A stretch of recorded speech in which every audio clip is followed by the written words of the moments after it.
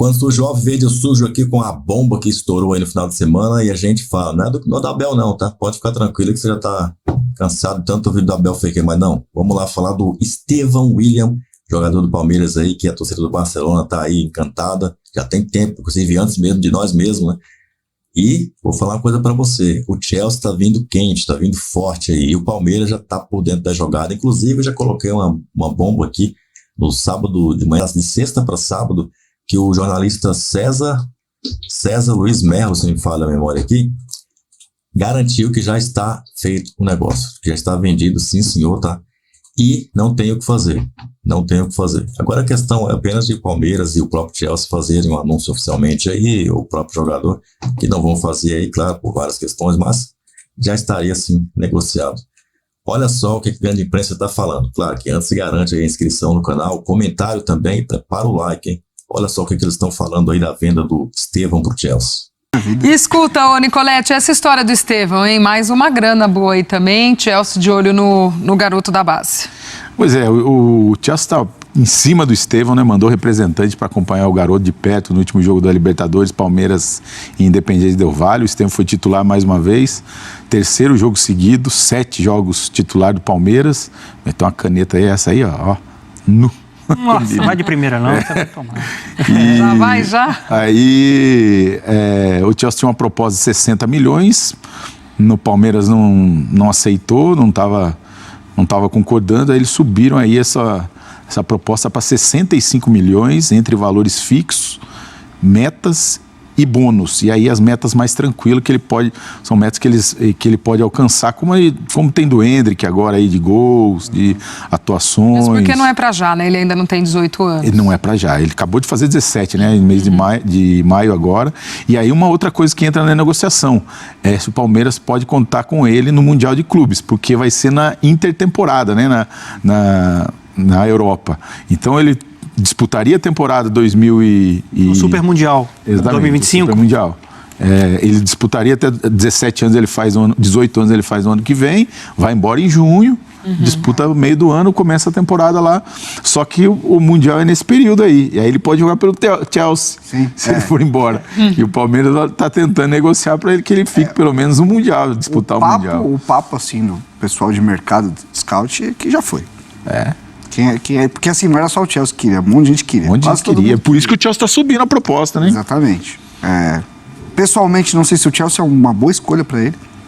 De verdade, eu acho que o Chelsea tem sido muito agressivo nessa questão de jovem e muita gente batendo e não ficando. Até teve uma melhora de desempenho no final da temporada, mas eu acho que inclusive o menino do Independiente Del Valle já quer emprestar ele para outro time, né? Exatamente. Não estão falando nem chegar ainda no Chelsea. Mas assim, o que é falado é que já foi, já tá certo. É só umas questões mesmo para ajeitar. E assim, a gente tá falando de um jogador num nível... Ó, eu conversei muito com gente que é scout de vários clubes do mundo sobre ele. E tem gente que acha ele melhor que o Endrick, inclusive. Que acha que ele é um... eu ouvi de gringo. Ele é Neymar. Bola colada. Tecnicamente, eu acho. As duas pernas, trabalha bem com as duas pernas, de cabeça, finaliza, dribla. Assim, eu já tinha visto ele na base, já tinha me chamado a atenção, mas quem realmente acompanha, que a gente tem que escutar quem realmente está no dia a dia, tá vendo. Assim, fala que é um negócio absurdo, que esse é um jogador que é daqueles que surgem um a cada 10 anos. Então, assim, primeiro, muito mérito do Palmeiras, que reestruturou todas as suas categorias de base. O Palmeiras era um clube que, vamos lá, até o Wagner Love, lembra? Que eu acho que era o único cara de mais impacto que o Palmeiras tinha revelado. Era um clube que até uma década atrás tinha muito problema para revelar jogadores. E aí a gente está falando da organização de um clube que se organizou não só no profissional, mas também nas suas categorias de base, que faz um trabalho de captação absurdo. Não é só ele, não é só jogadores do nível do Estevão, é jogador que vai ajudar no elenco também, é um Fabinho que está ali jogando, que segura, enfim. Aí é trabalho. Aí a gente já tá meio cansado já de elogiar o Palmeiras, enfim, é isso, é só elogio. Eu vou falar uma coisa que eu vou falar e sair correndo.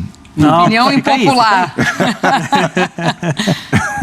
Mas o Palmeiras tem um trio hoje muito valioso, né? O Endrick está saindo, mas tem Estevão, o Endrick e o Luiz Guilherme. Até outro dia a gente fez entrevista com o Luiz Guilherme, ele falando aí. Muito bom também. Esses três eu acho melhor do que os três do Real Madrid.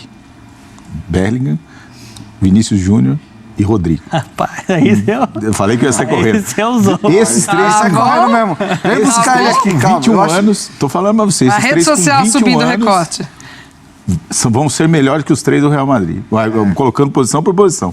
Vinícius Júnior com o Estevão, que é o mais habilidoso. Dizem potencial. De potencial. Tá o bom. outro, Vamos lembrar disso. o Hendrick, que o Bellingham e o. Se não fosse, e o vai coisa pagar um com o baltinho, Rodrigo. tá? Mas tem que esperar até. Nicolete, Os moleques são novos arremata demais. com me cobrem. Os moleques são novos demais. Tem 18, 17, 17. O Vinícius Júnior não era nem um pouco. Nem titular. Ele teve muitos jogos no Flamengo com 17 anos, quando ele saiu. O Rodrigo, pouca coisa no Santos também. O Vini resolveu uns jogos de Libertadores. De Libertadores, mas alguma coisa. Mas os números dele já são bem abaixo do Hendrick, por exemplo. Já como 17 anos do Neymar, não. O Neymar tá lá em cima, mais que todos esses 3 aí, com números com 17 anos. Não, mas a gente pode falar que o Luiz Guilherme é muito bom, mas assim, Hendrick e Estevão são caras... Não, eu acho que estão Fora de acima série, do Luiz, sim. inclusive. Eu gosto muito do Luiz. Também, mas eu não, também... estão acima. Você A olha... ordem seria Estevão, Hendrick e Luiz Guilherme. Um primeiro ponto, assim, parabéns aos dirigentes do Cruzeiro, né? Vitor Roque e Estevão, só para citar esses dois. Que era Messinho antes, né? Porque a lista é mais extensa. Aí você olha a negociação que o Palmeiras está fazendo. 65 milhões de euros é um negócio histórico. A mais proposta, que a SAF, é mais que o Ronaldo uma proposta pagou, irrecusável, assim. É algo assim que é um selo do bom trabalho que o Palmeiras está fazendo, porque é um clube estável, forte, financeiramente, esportivamente. Então ele tem peso numa mesa de negociação para fazer uma venda como essa. E para arrecadar e fazer a roda girar e continuar produzindo, ou captando, buscando oportunidades, como foi o caso do Estevão, né? Que era um jogador que estava lá sendo formado pelo Cruzeiro. E sobre o Estevão, assim... Eu acho o Hendrick fantástico. Eu acho que eles se completam, são características diferentes. O Hendrick, muita força, agilidade, capacidade de finalização, muito técnico mental, também. Inconformado. O Hendrick, que eu mais escuto dele, ele é inconformado. Aquele olhar de... Ele vai em todas. Aquele olhar de assassino das defesas adversárias. O cara que vai fazer o gol que vai definir. E é muito talentoso desde a base, né? Todo mundo que acompanhou na base falava que era, de fato, um jogador muito acima da média. Agora, esse garoto aí...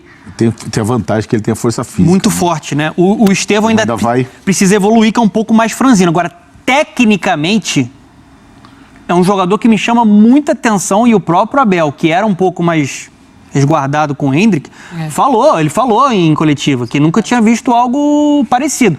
Aí ele é muito habilidoso, canhotinho, mas ele não é o cara que só puxa para a esquerda, não. Você não sabe para onde ele vai puxar. Se ele vai puxar para a direita, ele tem um chute, ele tem a habilidade, ele tem a técnica, só com 17 anos e ganhando massa, é um talento gigante, é um talento para uma geração. A gente vai ter o privilégio de ver um pouquinho mais ele no Brasil, mas um jogador com potencial enorme. E é difícil segurar um jogador assim, né? Porque aí também vem a proposta, o jogador também tem todo o objetivo de que aí o Palmeiras tem 70% na negociação. Nessa negociação, o Renato sabe como funciona, vai tentar espremer ainda o jogador para pegar uma fatia maior e colocar outra fatia ali nas metas e tal. E, Nicolete, quando você sinaliza com uma proposta de 65 milhões de euros, você está mostrando o quanto pode... acreditando nesse potencial, né? O quanto ele pode valer no futuro. Né? Isso aí pode dobrar ainda. Revenda, né? E aí, tipo, você poderia ficar com o jogador e tentar que ele gerasse, renovar o contrato, aumentar a multa e que ele gerasse benefício esportivo com títulos, né? Mas é muito difícil você fazer essa proposta hoje é recusável. É um negócio que... 17 anos. Ele fez 17 agora, dia 24 de abril. E tem a outra coisa que eu trouxe aquela vez, né? Porque ele tem um contrato ainda de 3 anos. Então, ele pode ficar até 2019 no Palmeiras. Em 18 ele teria que renovar por mais 5. Né? Aí que é essa negociação do mais 5. Se ele falar, não vou renovar, aí ele fica mais 1 ano e sai de graça. Sim. Então é complicado segurar o jogador. A tristeza, Glaucio, que eles vão... Hendrick, Estevão, Luiz Guilherme, o Estevão até mais um tempo, né? Mais 1 ano aí, se fechar essa negociação nos próximos dias. O Hendrick mais 2 jogos. Botafogo está machucado, mas está se recuperando, deve jogar no meio de semana, quinta-feira contra o Botafogo de Ribeirão, e depois a despedida no Allianz Parque contra o São Lourenço pela Libertadores. E aí, acabou. Sandrão, então já que o Nicolete já puxou aqui o Palmeiras, falando até desse jogo contra o Botafogo, vamos dar uma olhada aí na agenda então do Palmeiras, e aí depois a gente ainda traz mais papo de bastidor, só pra gente ver como é que segue o Palmeiras agora nesses próximos dias. Essa volta, portanto, contra o Botafogo lá em Ribeirão Preto na quinta-feira, depois tem São Lourenço na Libertadores e 3 jogos na sequência pelo Brasileirão: Atlético Mineiro, Red Bull Bragantino e Juventude. Vai, Nicolete, para esse jogo de volta aí de Copa do Brasil. Pois é, o Palmeiras tem a vantagem, ganhou inclusive com o gol do Estevão, 2-1, e aí esse jogo aí é o penúltimo do Endrick, porque ele está suspenso contra o Atlético lá embaixo, né? No Brasileiro, ele ia cumprir essa suspensão contra o Criciúma, aí teve a suspensão do campeonato, então o Endrick, Flaco Lopes, Mike e toda a comissão técnica, os 3 portugueses da comissão técnica, os 3 estão suspensos, ficam fora desse jogo contra o Atlético, que é o próximo, depois do jogo do Atlético Paranaense, que o Palmeiras, que os jogadores receberam o 3º cartão amarelo. E aí ele vai fazer esses 2 últimos jogos e se despede. Então toda essa expectativa, ele mesmo machucado, ele também quer jogar, né? Ele sempre fala isso, e aí são os 2 últimos jogos do Palmeiras, então vamos ver como é que vai ser. E a outra expectativa boa no Palmeiras, hoje eu acompanhei até ele saindo do CT com um sorriso desse tamanho. O Dudu, que participou do jogo treino contra o São Bento no final de semana, né? Tá fora desde setembro que ele operou o joelho, e aí eu falo isso, que é um bom sinal, porque nesses 7 meses o Dudu nunca passou pela torcida ali, porque fica a torcida esperando para tirar foto e tal, e aí ele sai pro portão do fundo, ou às vezes passa direto e tal, tá meio na bad, na recuperação, tá fora do holofote. Hoje ele foi lá e parou, atendeu todo mundo com um sorrisão. Tá bem, Bruno Rodrigues também, né? O Bruno Rodrigues também, os 2 voltaram a treinar.